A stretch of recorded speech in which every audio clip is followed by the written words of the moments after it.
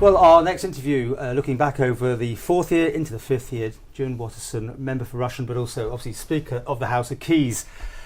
Here we go. I mean, into the last sort of leg. I'd like in this first section to deal with the last year, the last 12 months, obviously completely unprecedented times.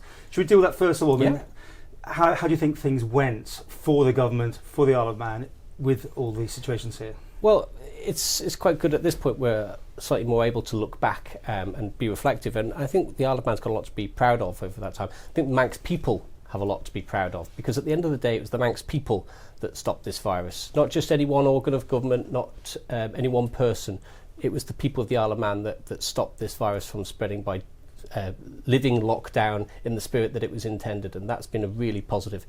In terms of Tynwald, we've seen changes in this place that would have been unthought of just a year ago, really. I mean, going from a standing start into virtual Tynwald within really just a few short weeks, and being able to in order to do the emergency power stuff that was needed to be done. That was done so well, and that it's been held up by the Commonwealth as a model of best practice for how to do it. And I know that the President and I were both called on by different bodies within the Commonwealth to speak to others, from the Senate of Brazil through to other Commonwealth legislatures. Yeah, about how we did it, about the challenge that we faced and how we overcame them, what impact we had on standing orders, and how you run a virtual meeting of that style. And it's amazing how many people were really interested in the Manx experience. So not only the world's longest continuous parliament, but actually one that's still being held up as being dynamic and innovative in the way that we do things. Okay, well, you must be clearly involved in the inside. I mean, you're not in Cone, obviously, but being that you're the Speaker of the House of Keys, you must have had some idea what was going on with these emergency powers and how it was operating. Well, absolutely. I was leading the other side of the fence, wasn't I, of course? I mean, we were having weekly scrutiny sessions of the relevant ministers about some of the bigger things, about whether that was education or returning residents, to really scrutinise. We were, and the Public Accounts Committee acted as the crucible for the scrutiny that otherwise would have taken months, just in terms of deal with the complexity of the issues that were involved. But we were turning these out one a week. Well, do you want to say though about some things we're going through almost regularly after the original period was over? Remember you were thinking that, or brought it up, and not at all, that we had gone long enough on these emergency powers and they should be given back? Well, I think the what we hadn't done quite is set out the frameworks for the next stages, and it's really interesting now that the government is relying on perceived powers about how you can continue the emergency regulations. So every time we move down a level, that's not something that Tynwald gets a say on. It's something that's being reserved to the executive under the pretense of the Emergency Powers Act, and I'm pretty sure that that's not a power that Tynwald thought it was giving to council of ministers. But that's but weren't you frustrated though that the journalists were getting more action on questioning the Chief Minister than you were sometimes? That was a cause of frustration. I did bring that up. I mean, it was especially annoying when ministers were holding back announcements to the press conference rather than telling Tynwald who were sitting the same day. I thought that was a discourtesy to Parliament and the people's representatives. How do you think they did overall then, I mean, as a government handling the whole issue? I think only time will tell in terms of going back and looking at it. So the real credit goes to the people at the coalface. But I don't want to begrudge them the success that's been had. But in terms of some of the way that things were handled, I think could have been done better. And some of the scrutiny reports did highlight some of the issues. But in fairness, you can't expect everything to be perfect all of the time when things are going at such a pace. Okay, I want to deal with the last 12 months now. And obviously you've got your two hats on, but let's try and talk about Rushen first of all. Any local things particularly that you were happy to see sorted in the last 12 months? Rushen's a fantastic constituency to represent, and so it's actually hard to think of a big sort of gold-plated project that's been done over that time, because I'm glad to say that I'm not into vanity projects that have got to have my name and a plaque on them, and that's quite different from some politicians we've seen over the years.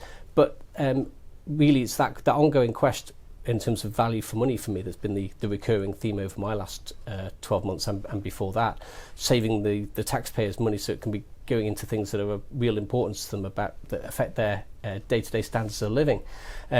And so starting to look at, starting to try and gear up for things such as a Tynwald Auditor General, and taking evidence on that and trying to push that cause, putting the business case in for that, so that we can have an officer who should be paid between 3 and 10 times their salary in savings.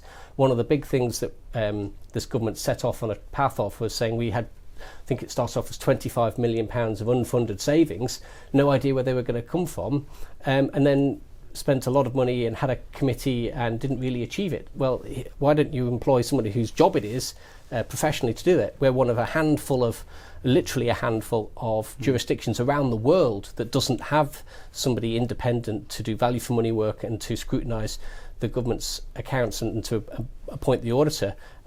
We're very much out on a limb, something that's outside of the Commonwealth benchmarks for modern democracies.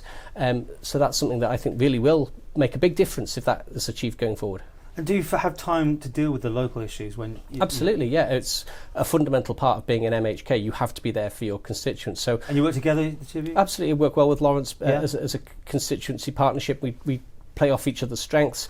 It's often quite handy having one in the Council of Ministers and one able to put questions down. That's often a good partnership arrangement. And you've certainly made use of that, haven't you? Yeah, I suppose it's by virtue of being a grizzled veteran and knowing how things work around here now, after nearly 14 years as a member of this place. And that's 2006, wasn't it? It was indeed, November 2006. Making you the longest. Just behind MHK. Graham Crugini. Oh, just behind. I knew one with the other. Sorry, I wouldn't have brought it up. He was 5 minutes ahead of me. Sorry, I getting wouldn't have brought sworn it in. up. Okay. Yeah. What about how the government's done over the last? I mean, let's talk about in the last 12 months what government's done, and you've been for or against it, outside of the COVID issues. What they've done that you liked or not liked? So many things. I suppose my big one is that I still have fundamental problems with the way that the budget is done in this place. I have done since I was a trainee chartered accountant. You voted for it this year, then? No, I didn't vote for it. Oh, no, again, was it this year? Because last year you didn't as well. So you're becoming quite a. I think you've got to sort of start to dig your heels in the sand at some point. Do you want to vote for what you want and what you don't want? Well, I think the budget should be an amendable motion. It shouldn't be a take it or leave it. Yeah. It should be something that is far more open to engagement with the public about, which it just isn't. There is no real need for the secrecy of the budget. There's certainly no ability for members to talk about it with their constituents. It is literally presented to the public at 10:30 in the morning, and we voted on it before we go home in the evening. That's not a good process. That's not good parliamentary practice. So it's something that I've been on about for a long, long time. I tried to move a bill about it in 2010. So it's something that I'm still trying to plug away at. And you know your bits. I mean, you're an accountant, right?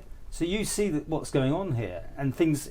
You just have no power to stop one thing happening over another thing. That's right. But that is Manx politics. It is a coalition of 24 members, and it's that power out. So of course, it does mean an impact on the power of the Treasury. And that, I think, is possibly one of the stumbling blocks that seems to keep facing over the years. Say more, you think? Well, there's no secret about it. I mean, I've tried now, I think, with 4 successive Treasury ministers to try and get this changed, and every single time it seems to hit a brick wall. So I moved a bill, and when I was in Council of Ministers, I wrote a report about how it could be opened up without perhaps sort of going the whole hog, just to sort of try and get a chink of light into this dark recess of how government works, and yet I'm still sort of trying to find the way through to get my colleagues to really appreciate and add pressure to say that they should have more ownership. But then again, I suppose in some ways it's easier to say, well, all I could do was take it or leave it, and so I had to take it, otherwise government would have ground to a halt. Would you have voted against it regardless? I mean, did you actually look at it? Were there actually things that you particularly did not like in the budget? Is that why you voted that way? No, there weren't significant things in the budget that I didn't like. More principle then, is this? Yeah, absolutely, yeah. Anything else that's happened, that you've done in the last 12 months? Well, you'll know this, Paul, because you're an avid watcher of politics, and I suppose a lot of the people who watch your channel will know this because they're watching politicians as they work. But what I think is generally underappreciated by the public is that people just don't realise a lot of the work that goes on is not about appearing on your channel or on the radio or getting in the newspapers. It's really, really dry. It's really, really unsexy stuff. And this year we've had 27 bills come through the House of Keys. And that takes an enormous amount of time to go through, to understand, to look at how things are done elsewhere, to see whether it could be improved, to meet with officers to try and understand the thinking. And that has taken a massive amount of my time. I was counting, having a look in my diary this morning about where's my time gone and the days that are blocked out with legislation. And it's something that the public out there will never see. Any way of improving it though?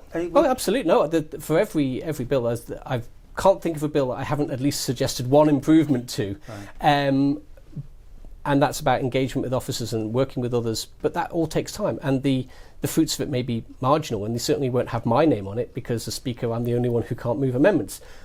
But right. Because I need to remain impartial, but certainly, but that's responding to the consultation process on it, so I can get my word in to sort of try and change it early on, or talking about amendments, that they are really important. And that has been a really, really heavy year. I can't think of a year where it have been so heavy in terms of 27 different bills coming through the House of Keys in the course of the year.